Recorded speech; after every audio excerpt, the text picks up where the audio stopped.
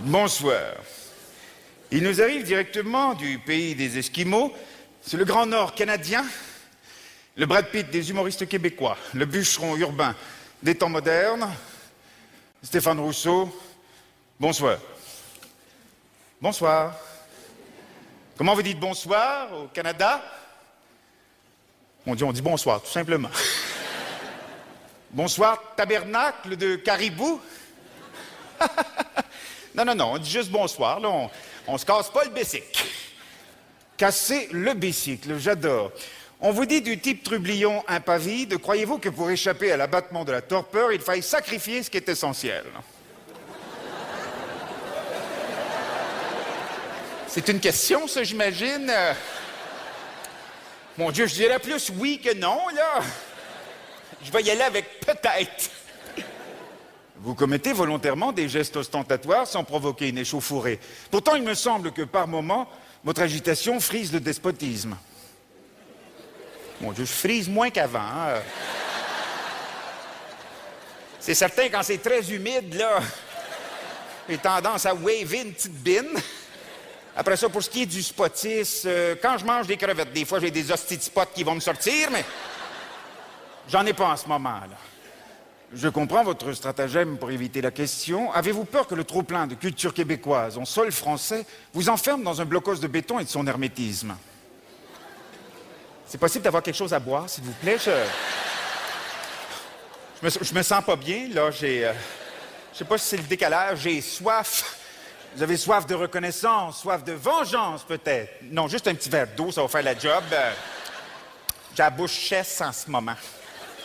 Chesse, du verlan québécois, j'imagine.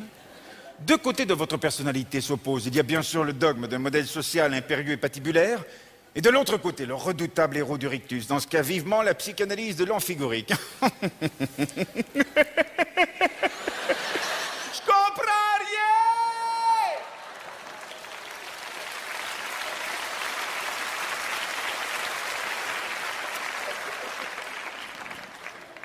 Vous êtes trop modeste, monsieur Rousseau.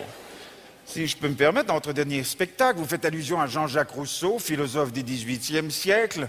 Si vous voulez bien, on en regarde un extrait.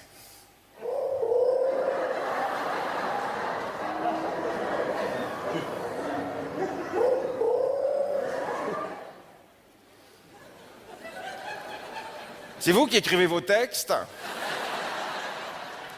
Normalement, oui, là, mais... Pour cet extrait-ci, je me suis fait aider par une perdrix. Qui est responsable de votre succès? Les volutes affriolantes de la création humoristique du rictus ou encore la soif de féliciter une société neurasthénique trop longtemps ancrée dans la complaisance individualiste? Est-ce que je peux faire un appel à un ami?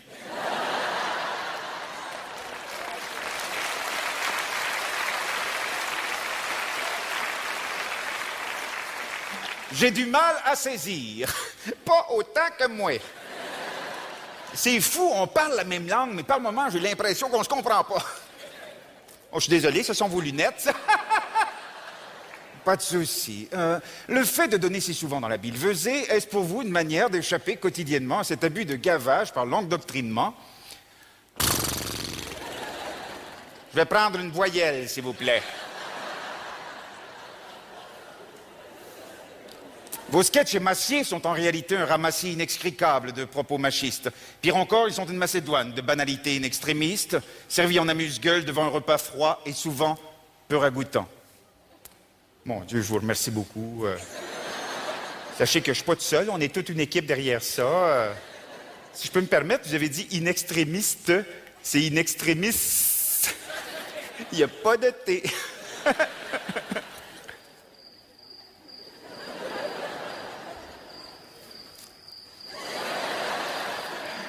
Je voulais pas créer de malaise.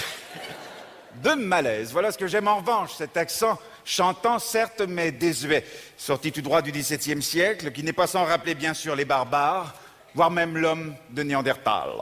Monsieur Rousseau, ce fut un plaisir de vous avoir des nôtres ce soir. Mon Dieu, je suis pas certain que j'étais des vôtres, mais... Merci pour l'hospitalisation.